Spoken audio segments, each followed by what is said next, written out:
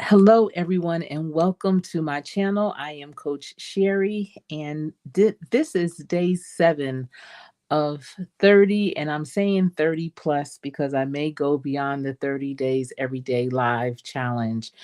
And you know what? This is becoming a little, I'm not going to say it's a habit yet because it's only been a week, but it's starting to become more something I'm looking forward to, going live, thinking about what it is that I want to share. And if you can see my screen, and if you are watching, I'm sure you can, you will see an image of an iPhone and a BlackBerry. Hi, Jaden. You seem to always be first. Welcome in. I hope you're doing well this evening. Thanks for coming by. And the interesting thing is, back in the day, I used to think that the BlackBerry phone was so huge. It was like this big phone, I guess because it was my first phone since the flip phone. And of course, this device was much bigger than the flip phone, but comparing it to the way the phones are now, this was tiny. So these are my actual phones. I had that BlackBerry. The last time I used it was probably around 2012. And when I stopped using it is when I switched over to Apple products. Now, you couldn't tell me anything about the BlackBerry. I loved it. It was convenient. I loved that it had that keyboard right there. And one of the reasons why I kept this one is because it has so many text messages that I sent to people when my mother was in the hospital, especially her last 6 days. And I want to, at some point, I do have the charging cord, and it is the portal. I can actually put it into a computer or anything like that. And, so I can retrieve those text messages that I sent and that I received. I would love to compile them and, have them bound and possibly give it to my father, my brothers, my children, just so that they can see what was going on those last 6 days. But, it's a memory. And this, I hadn't dug this phone out in so long. And the battery, I think, is swollen because the back was still on, but it was hanging on by a thin thread. It's you can't close it completely in the back, and so it's because the battery is swollen, and maybe because of the different heat elements. I mean, 2012, that's a long time, so who knows the transport of it all. And we've moved like once or twice since then, so I don't know, but I definitely am glad that I still have it. And I'm sure whenever I'm ready to retrieve those messages, there's going to be some techie that can definitely get into it. And so that's something I'm going to do. But the phone next to it is my current phone, and that is a iPhone 15 Pro.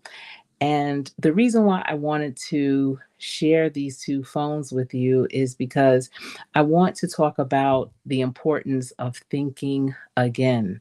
And there's a book that my team is reading, and it's called Think Again, and it's by Adam Grant. And it's a really good book. If you have a team and you're into professional development, it's a great book to read together.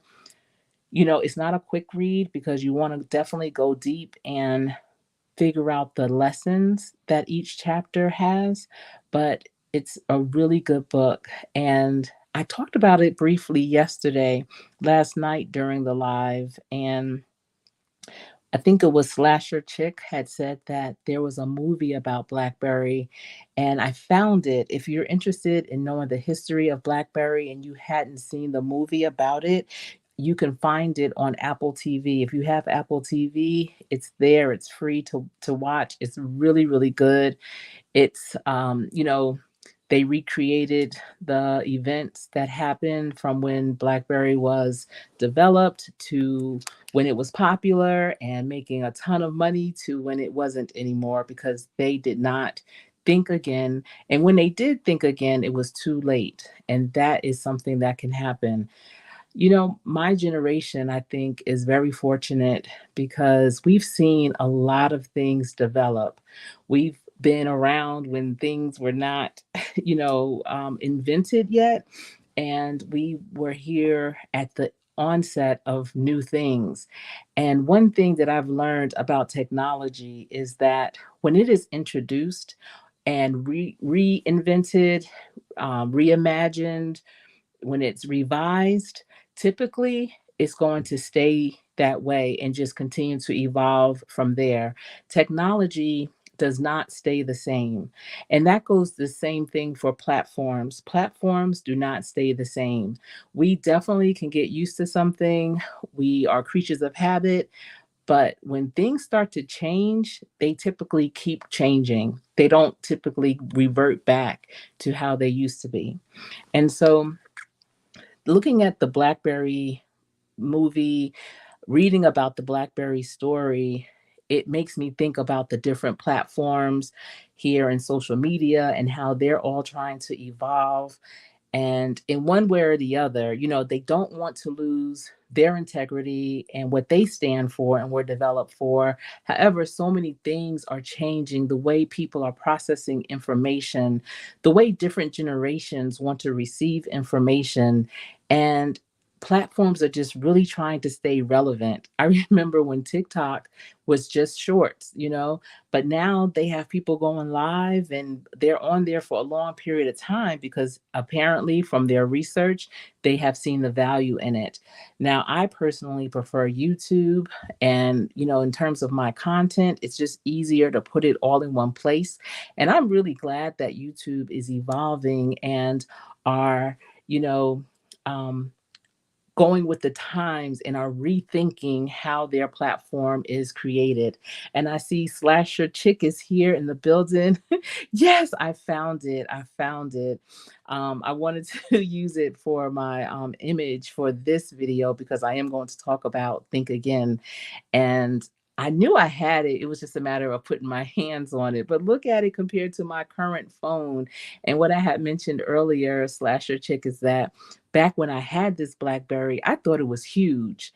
And it is so small compared to my current phone. It's amazing how, things grow and you don't even realize it. That's how it is with babies and children. When you see your child every day, you don't realize how big they are until you have another child. And then you're like, wow, you're a big boy, you're a big girl, because you're comparing them to the baby. So in this case, BlackBerry is like the baby. Yes, okay, good. I'm just starting. Absolutely. So I found a chapter one summary of Think Again. And again, this book is by Adam Grant. And I'm going to read this chapter summary. I found it on eNotes, and it's a website that summarizes books. And I am going to just read the summary of it. Now, my book that I have currently is at my office, so I'm going to probably bring it home tomorrow because I want to read chapter four together with you. I think chapter four is going to be really powerful for all of us to hear. It's about, you know, developing yourself personally and being prepared for all the different changes in your life in the world. But this chapter one summary goes into the BlackBerry. So I'm going to start. Let's see. So let's begin. Grant begins chapter one with the story of Mike Lazarus, a tech savvy young man who decided to drop out of college months before finishing his electrical engineering degree. Lazarus went on to invent the BlackBerry phone, which at one point dominated the US smartphone market. Unfortunately, BlackBerry's failure to adapt led to its market share dropping drastically in 2014. Grant maintains that although Lazarus' mode of thinking was once revolutionary, his failure to rethink in a rapidly evolving tech landscape led to the BlackBerry's obsolescence. So you see, he was very innovative. BlackBerry was completely different. It was a game changer from the flip phone. But because it was doing so well, He thought, why should I change? And I just remember, like, with my parents being in business for so long, my father was continuously trying to do better, trying to figure out how to make something more beautiful, or, how to do it differently next time. And in business and in life, that's something we always have to consider. If you've done something great, think about how you can do it even greater, for sure. Now, in this new age of information and technology, Grant asserts it is integral for us to learn to adapt to accelerating changes to widely accepted knowledge and assumptions, such as Pluto's status as a planet. Grant and his colleague, Phil Tetlock, discovered that we usually take one of three roles when we think and talk: that of a preacher, prosecutor, or politician. People become preachers when they advocate for beliefs and assumptions they hold sacred, while they become prosecutors when arguing against the perceived flaws of others. Finally, they become politicians when they are trying to court the favor or approval of their audience. Grant takes as an example the case of Stephen Greenspan, who, against the warnings of his financial advisor friend, invested nearly a third of his savings in a retirement fund, which turned out to be a Ponzi scheme managed by Bernie Madoff. He maintains that each of the three modes, preacher, prosecutor, and politician, contributed to Greenspan's ill fated decision to invest in the fund. The key to eluding such gullibility, Grant asserts, is to adopt the mode of a scientist. Apart from a profession, being a scientist is also a frame of mind that prioritizes testing and rethinking hypotheses. In an experiment conducted by European researchers, more than 100 Italian startup founders were gathered for an entrepreneurship training program wherein one group was taught scientific thinking while the other wasn't. In the following year, they found that the scientific thinking group gained much, much more in revenue than that of the control group. Instead of preaching, prosecuting, and politicking, Grant asserts that entrepreneurs would benefit more from science based business models. While entrepreneurs are often seen as strong minded figures, the most successful ones adopt the carefulness and flexibility of scientists. Grant returns to Mike Lazardis, who refused his engineer's call to incorporate certain features in the BlackBerry, such as an internet browser, encrypted text messages, and entertainment apps.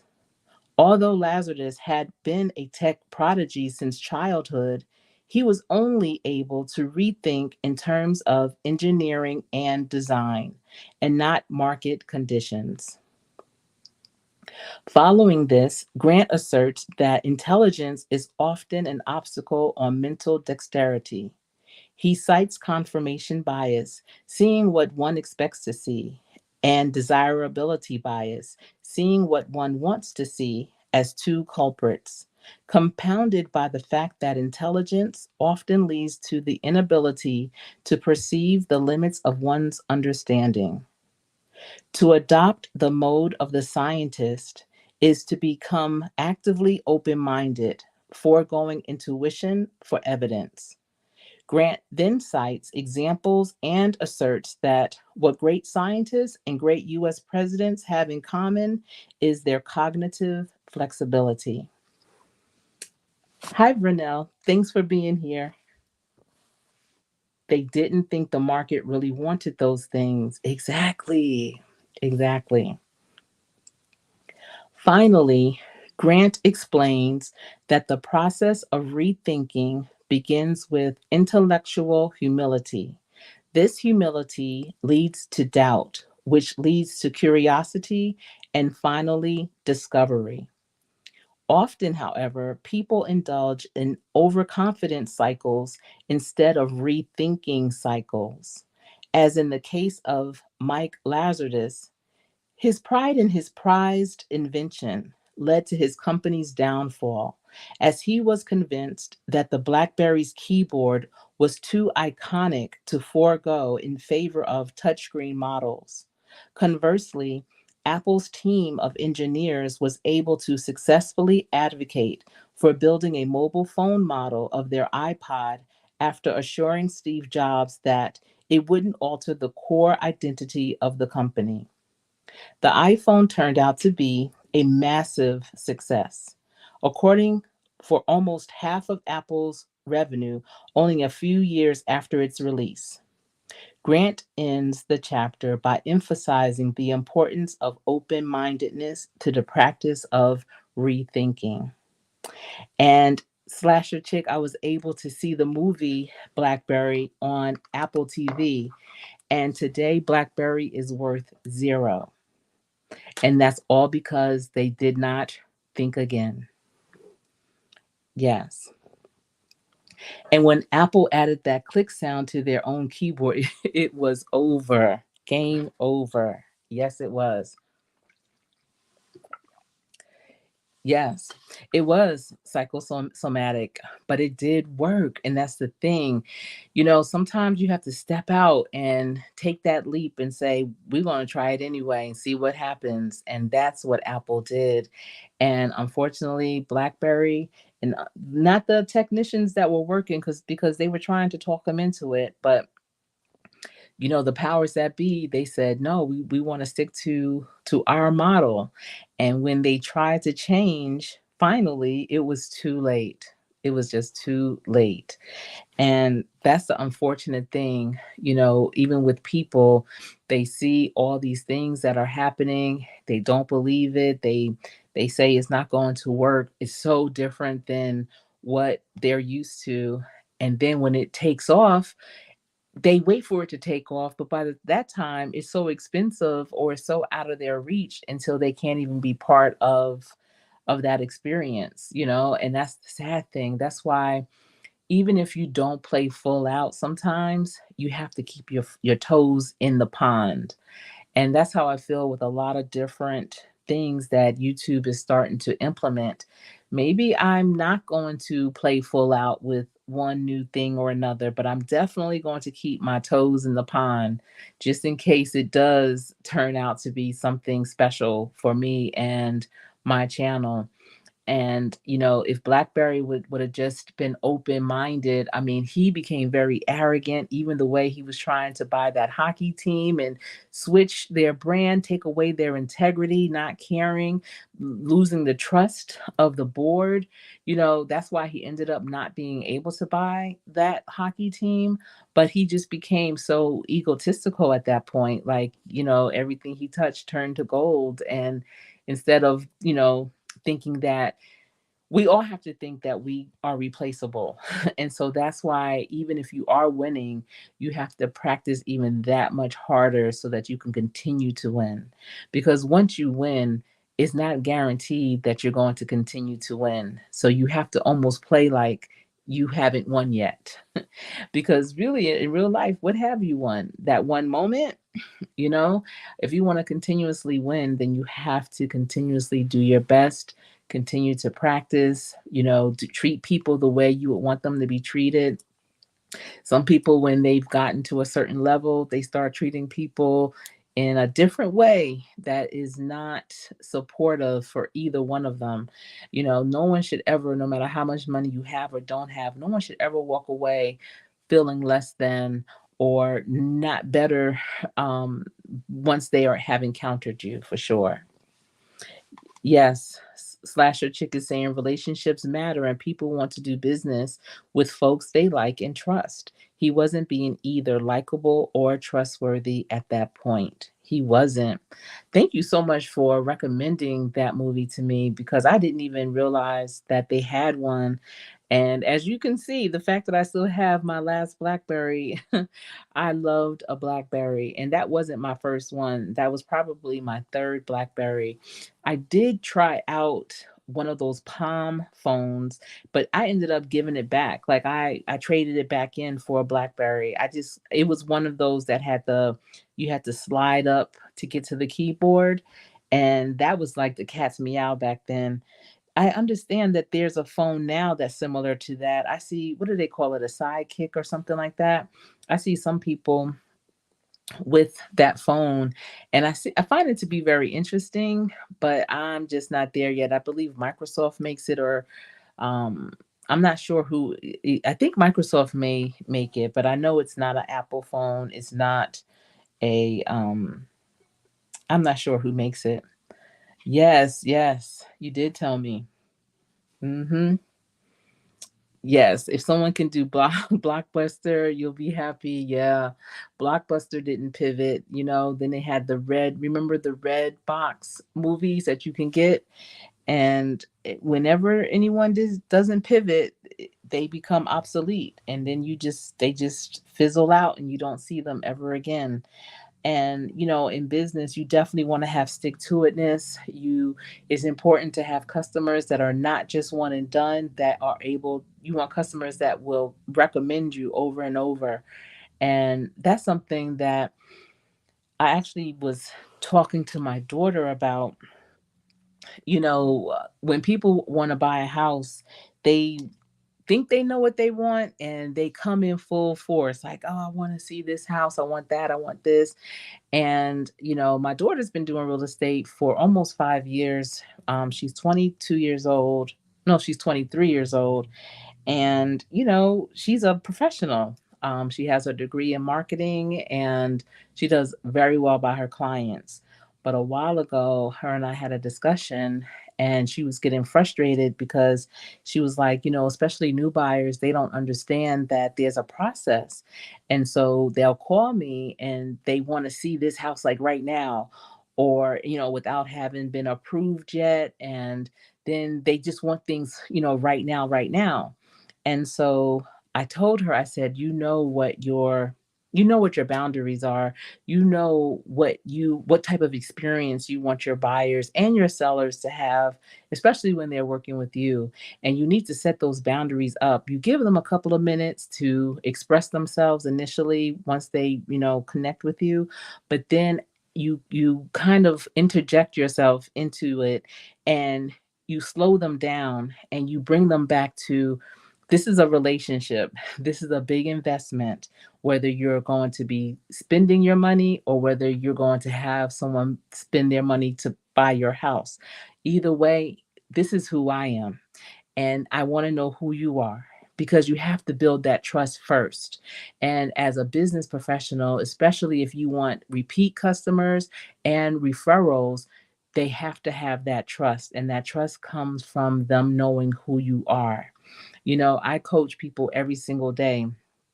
And sometimes at the start of the session, they'll just go rapid down this rabbit hole of the problems that they're having, the challenges that they're having, and I'll slow them down. I'll listen for about 30 seconds, 30 to 60 seconds, and then I'll interject and I'll say, all right, let's formally introduce ourselves. I believe this is our first session.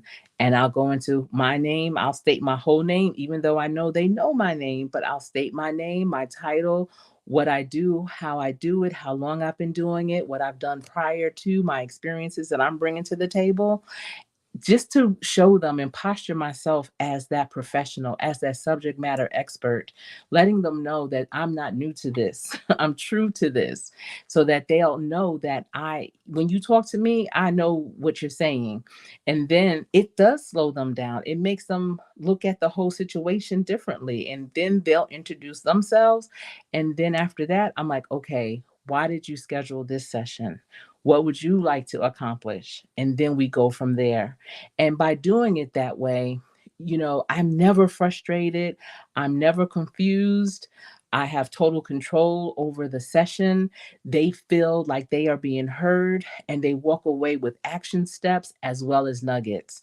So if you're in any kind of business, especially if you're front facing with people, you want to build that trust. And because of that trust, oftentimes when I get a new person and I'll say, how did you hear about me or the fact that we have this career coaching, they'll say, my colleague told me, my partner told me. It's most of the time at this point it's by referral. So that's what you want. You want referrals. You want people to seek you out, and that is really, really important. Yes. Yeah, I know, especially with her being that young. I mean, there's so much that she's going to do in that industry because of the way that she thinks, the way that she moves, and I'm just excited and I'm here for it just to see it. Yes. And Vernell is saying, tell your daughter to have an interview with them before she works with them to get to know what kind of person they are. Oh, yeah. Definitely, she does. She has a whole form that she writes down with them. It's just that sometimes, Vernell, when people are ready to buy a house, maybe they came into some money, maybe they just moved here and they've been trying to find a home on their own. They get frustrated and they just like, you know what, we're just gonna get a realtor. They just go rapid, and so she has to pull them back, to slow them down and listen. Like, this is the process because it's all a process. Even buying a house, even if you're a cash buyer, is not an overnight process. But some people don't realize that. Yes, before they have the consultation, that they want the house and what they need.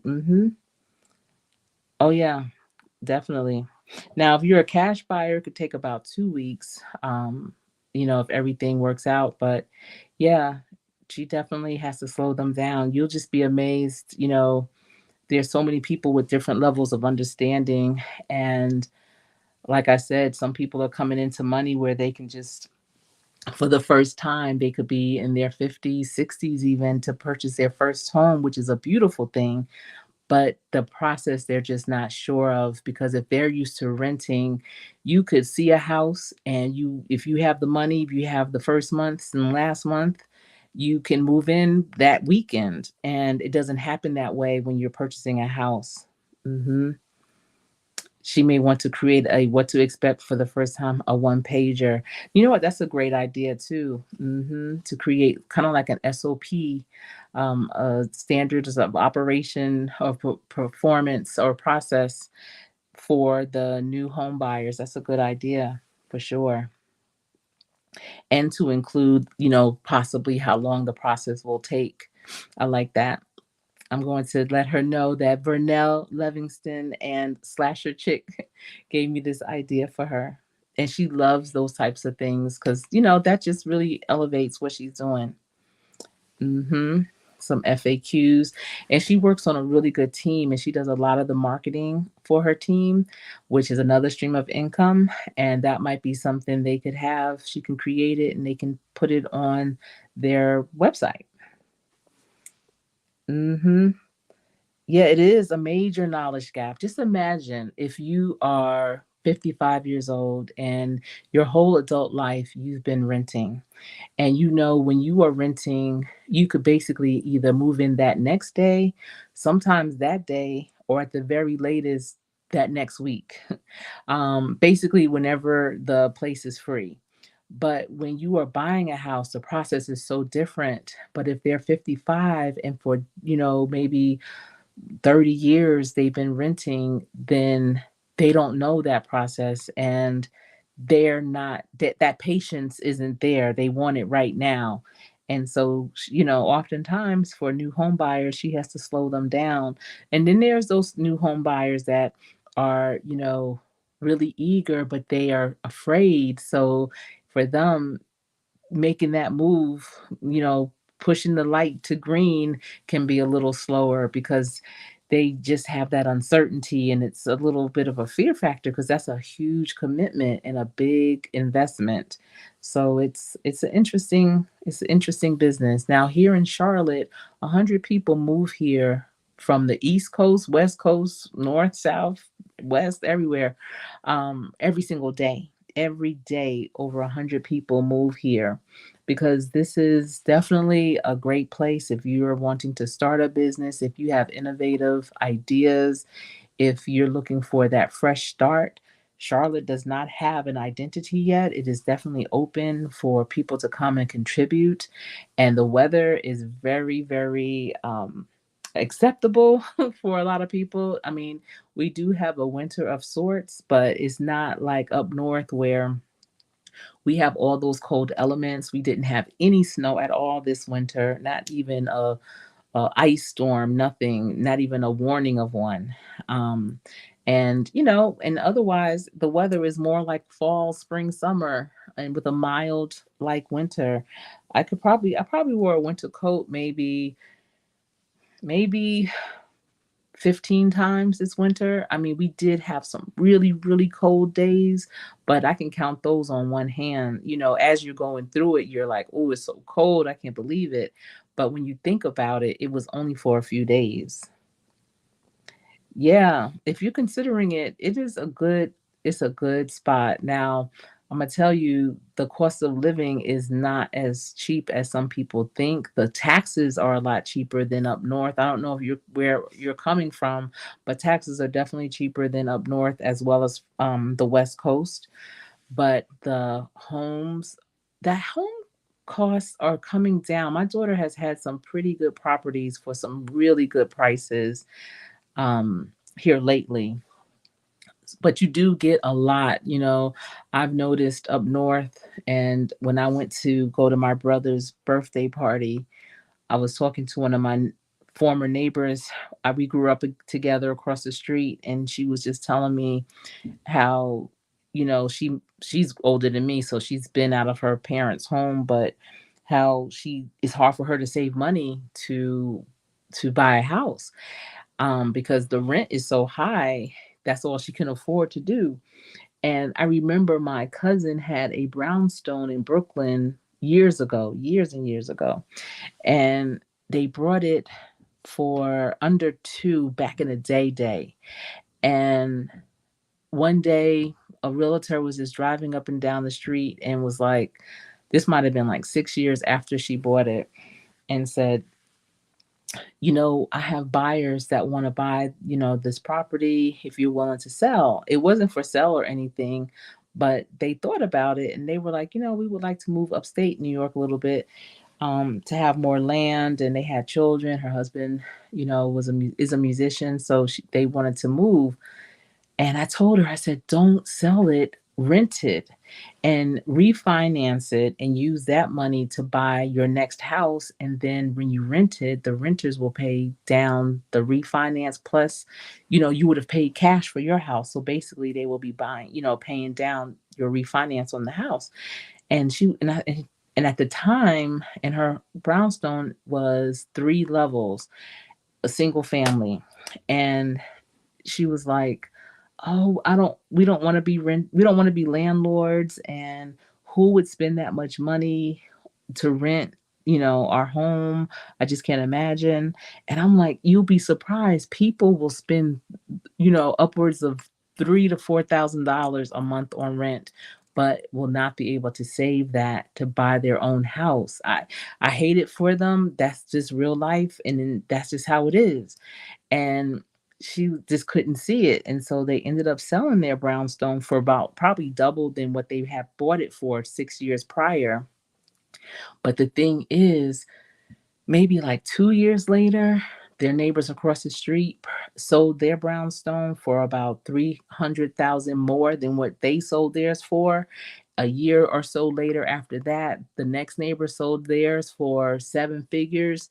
So and I knew that was going to happen. You cannot even buy in that neighborhood anymore for less than 7 figures.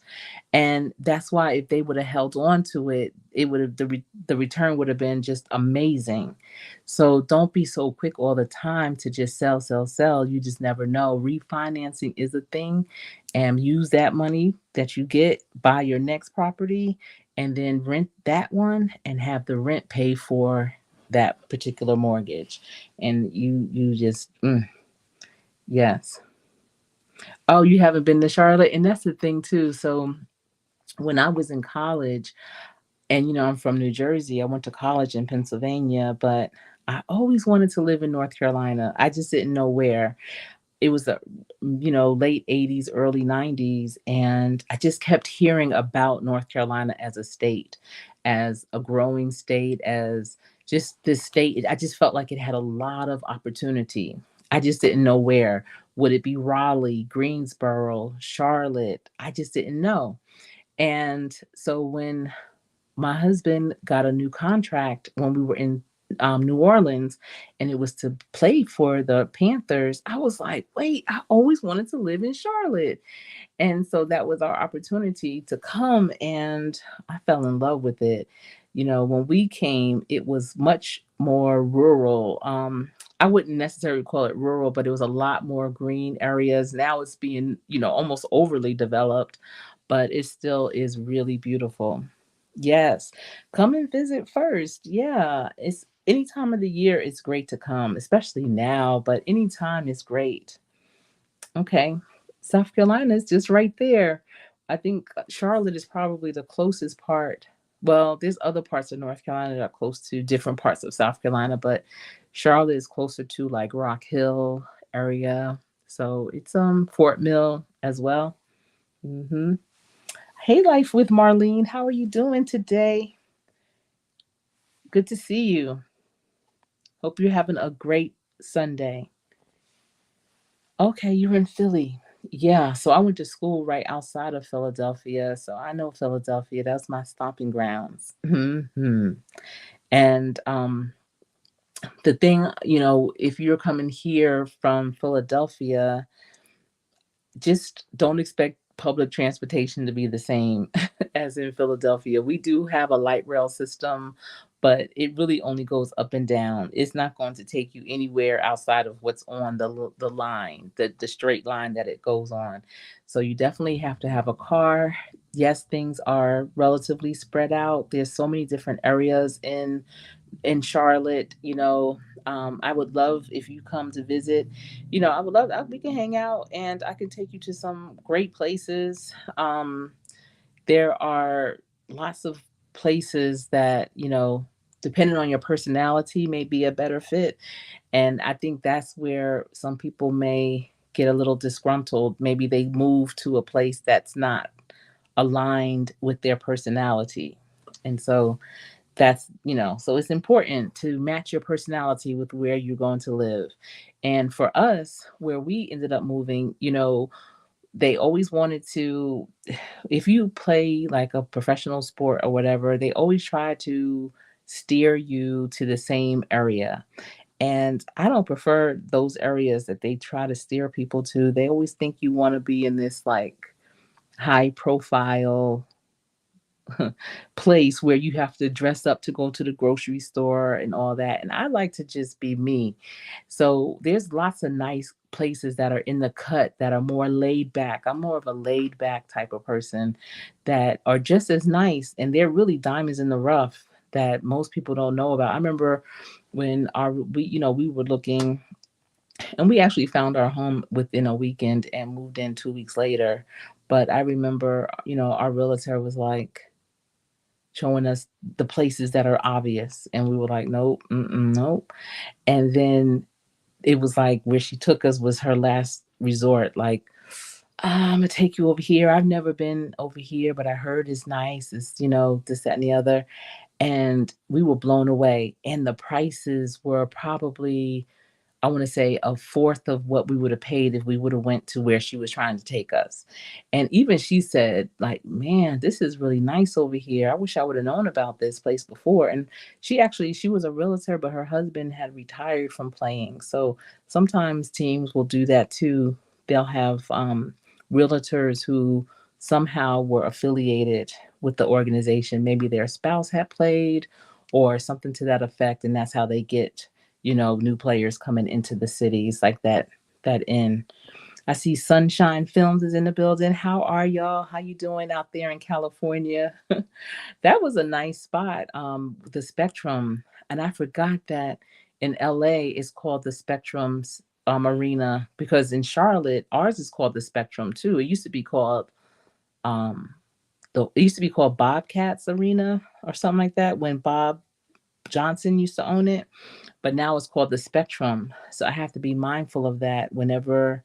I'm filming there because I go to concerts there periodically, to say that it's the Spectrum in Charlotte. So, but yours, I like the area. It was really nice. I haven't been to that Spectrum in probably close to 30 years in real life. I'm doing good. I'm doing good. Mhm. That long view. I hope you didn't put your I did was it your child in the fountain? That fountain was nice. How's the weather out in LA? And Slasher is saying that's one thing that makes me nervous about moving, potentially moving into a neighborhood that I later wish I hadn't. Yeah, and that's the good thing about, I feel like, with my daughter, eh, over most of the realtors that she works with, most of she's my daughter has a lot of familiarity with all different parts of Charlotte.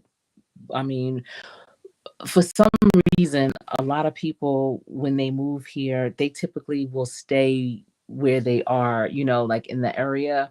They don't venture out. And since we moved here, since before I had my daughters, we when we moved here, my son was a baby. I've always taken my kids all over. I mean, all over activities in all different parts of the city, north, south, east, west, everywhere, because I wanted to expose them to all of that. And some people I remember they used to complain like, "Oh, that's all the way in South Charlotte. Ah, that's far." But my thing is, you're not going to walk. You have a car. So just walk. I mean, just drive there and you'll get there. I remember belonging to an organization, and some of you may be familiar with it, Jack and Jill. And it was oh my goodness. So there were some mothers in there, and they were talking about this other mother who was having a challenge in her life. And it really, really bothered me. And I remember one of them was like, "Oh, sis, don't worry. I don't think you are in her circle." And I was. And they said that because we lived in two separate areas of the city. But that's what I'm saying. You don't know whose circle I'm in. You don't know who I'm cool with. And when people don't venture out, when new people come in, they only know to show them where they know. And that's why I tell my daughter, I'm like, the vibe of all the areas. So when you have these new clients, be sure to read their vibe. And like Vernell was saying, taking down their information, understanding what it is that they need, what they like, and kind of show them around in those areas that you think will be a good fit. I mean, you're not trying to steer them anywhere, but just exposing them to all the different areas is really important before they make that final decision, because you don't have to rush. You may love the house, but guess what? 9 times out of 10, that same house is in, or that same floor plan is in another part of the city too. So you just never know. But I really just wanted to today share about the importance of thinking again. And I guess the real estate piece is about thinking again too, but just in life, in everything you do, even if it's successful, think about how you can do it better, how you can do it differently, how you can elevate it, because you can always improve. You can improve in, maybe the way it was planned. You can improve on the amount of time it took to plan. Maybe you needed to have more time in your planning. Maybe you can improve the guest list. So that might mean you have to network some more. Either way, you definitely have to consider how you can think about it again. And if you have a team or you work on a team, sit down with all of them so that everyone's ideas can be heard, and have them think again. It can't be, "Oh, it was great." No, how can we make it greater? And so just like with BlackBerry, his team was trying to tell him how they can make it better, and he didn't want to listen. So as a leader, as the person in charge or whatever, don't close your mind off to the ideas that are given. Now, I know for me, sometimes when I hear a new idea, I may turn it down initially, but trust me, when I go home or when I get into a quiet place and I'm kind of recapping all the information I received that day, I think again. And the next day, I'm able to make a real clear decision or come to a clearer conclusion of how we can continue to move forward and propel. So, no is not it is a complete sentence, but for me, it's not a no forever. It's just a no for right now. It could be for today, but tomorrow, it could be that yes. And Vernell is saying, yes, improve. Network about floor plans, how you want it to flow in your house or in your business and type. Do they have the same floor plan in different areas of the city? Don't just pick the first, right? There's a lot of options. hmm Thank you, Slasher Chick. Thank you. All right, everyone. I am going to sign off from this live. I hope that you all got a nugget. And if you could write the nugget that you received, some bit of information, an aha moment or something, if you can put it in the chat, if you're watching this replay, if you can put it in the comment section, what is something that you're taking away from the importance of thinking again? Until next time, remember to continue to practice. Practice so hard that when you play, you will always play to win. If you don't, you will definitely play how you practice. So we want to practice well. I am Coach Sherri. It's been my pleasure sharing this information with you tonight, and I will see you tomorrow for day 8 of 30 plus. All right. Take care, everyone. You'll be like a scientist.